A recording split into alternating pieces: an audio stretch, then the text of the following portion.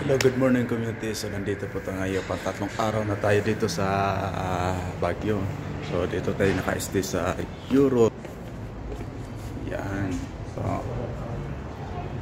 6 a.m. in the morning na. Stop natin sa Eurotel. Yan. Nakakaabang. Good morning. At kumakain na sila.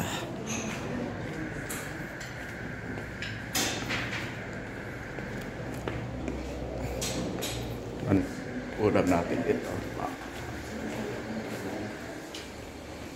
Yan. Sarap. Yan, mga ka natin. Yan lang.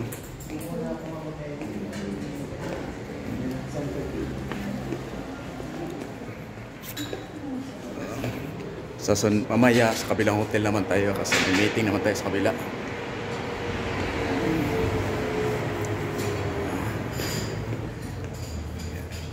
Guys, so habang nagpapalipas muna tayo sa umaga, kape-kape tayo.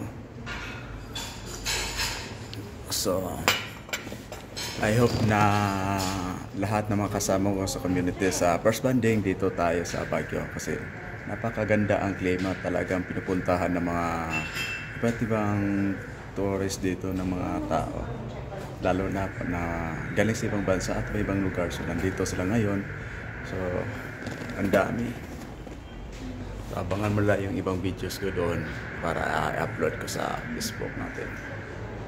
So thank you and next event.